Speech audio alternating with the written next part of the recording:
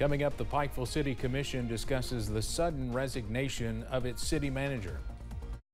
Dedicated to Eastern and Southern Kentucky, this is WYMT Mountain News at 11. Good evening, I'm Steve Hensley. Officials in Pikeville are searching for a new city manager. A special meeting was held tonight to officially accept Philip Ellswick's sudden resignation, announce an interim, and a nationwide search to fill the open spot.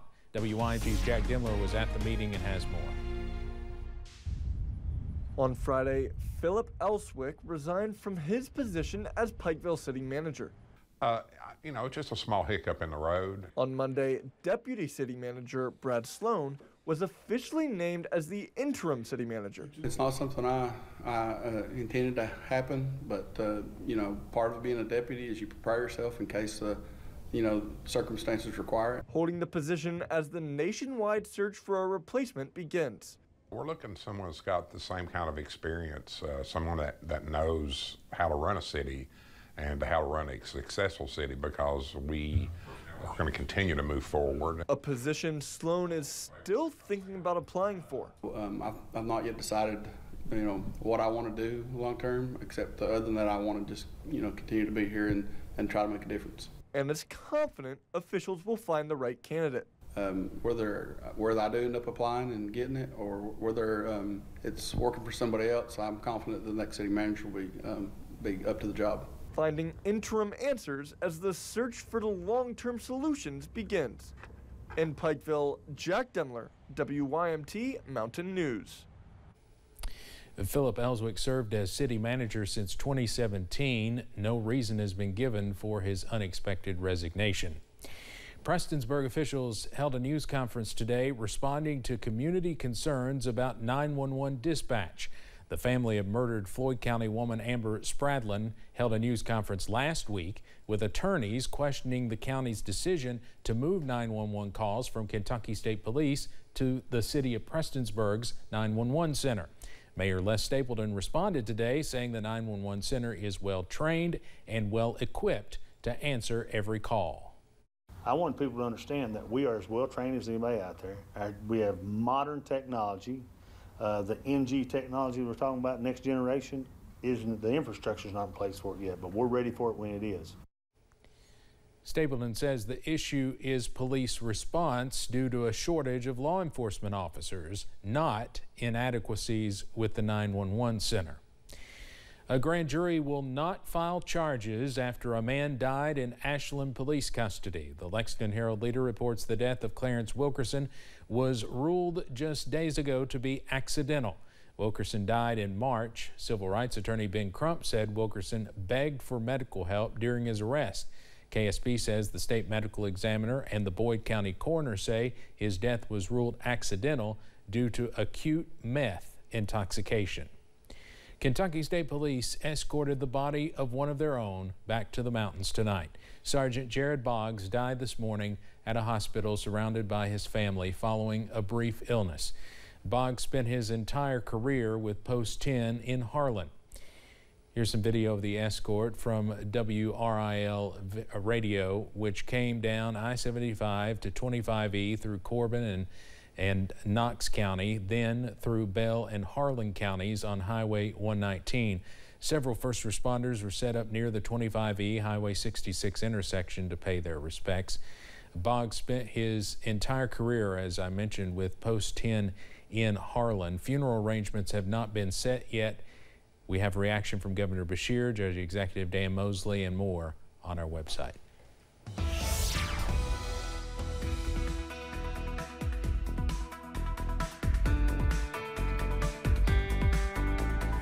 It's a warm one out there today for some. All of us right around or just above average today. Some of us got quite toasty. There's a look into portions of the Cumberland Valley. Jacksboro to 88, and Middlesboro, same thing. Harlan, 88 degrees today. A lot of us, though, low to mid-80s out there. We should be mid-80s this time of year for daytime highs. Low to mid-70s still out there, except for our friends in Southwest Virginia. In the upper 60s, it's a clear sky right now at London Corbin Airport. 72 the current temperature.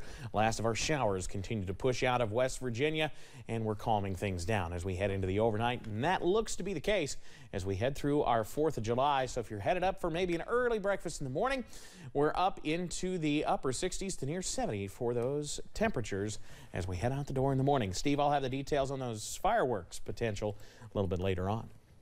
All right, Evan, thank you. Thousands of people are still without power in central and eastern Kentucky after yesterday's severe weather. The National Weather Service has confirmed now an EF1 tornado touched down in Casey County. They say winds of up to 105 miles per hour moved through that area. We talked to one homeowner who says the storms ripped off the roof from his house. Just thank God we was all right, because I can rebuild the house back. It ain't no big deal as far as the house goes. I mean, my wife, my kids, and myself was okay. That was the most important part. County officials say they have not received any reports of injuries. Another tornado was confirmed in Anderson County. A state regulator is threatening Kentucky Power with fines for their performance during a storm last winter. This is according to the Kentucky Lantern. Kentucky law requires utilities to, quote, furnish adequate, efficient, and reasonable service, end quote. The Kentucky Public Service Commission says Kentucky Power failed to do so. The commission says the utilities company failed to prepare for a lack of power supply before the storm hit last December. Now they say Kentucky Power could face fines of $2,500 per occurrence per party. AAA of the Bluegrass is urging people to make plans ahead of tomorrow's 4th of July festivities. A lot of people will be celebrating the holiday with cookouts and barbecues. They say many people will also be drinking alcohol. AAA is reminding drivers not to drink and drive. And many people will likely be lighting off fireworks to celebrate the 4th tomorrow. Safety experts urge caution as the explosive devices can be extremely dangerous, even deadly. The Consumer Product Safety Commission says many of those hurt by fireworks in the month around the July 4th holiday last year were children, with sparklers accounting for about 600 of the ER visits. A sparkler can burn at anywhere between 2,000 and 3,000 degrees. And even after the sparkler is out, that wire stick is still going to be a couple hundred degrees. That's enough to give somebody a very serious burn. Fireworks ordinances are different depending on the county. For veterans and those who have experienced trauma from loud, jarring sounds such as explosions and gunshots, fireworks during the 4th can bring back bad memories. Those fireworks can even send some people into a state of hypervigilance where they experience increased heart rate, shortness of breath, panic attacks, and other physical responses. John Jones with Primary Care says it's okay to ask for help. The things that probably will help most with PTSD are 1, counseling, just having someone to talk it through with, and 2, you have medical options and medications that can help with PTSD, but I would say that the counseling would be the cornerstone, is just finding a behavioral health provider. Jones says people and veterans across the country struggle with PTSD, and it is especially hard during the 4th of July weekend when fireworks are popular. Folks in the Isom community of Letcher County are continuing a tradition to support veterans this 4th of July.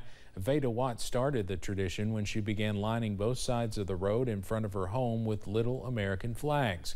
Her neighbor, Bob Banks, says he believes those in the community look forward to them putting the flags up and down their portion of Highway 7.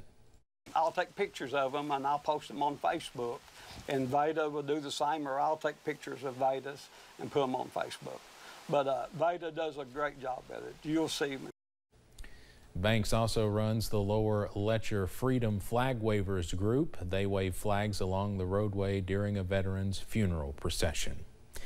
Several local celebrations are planned tomorrow across the region to celebrate Independence Day.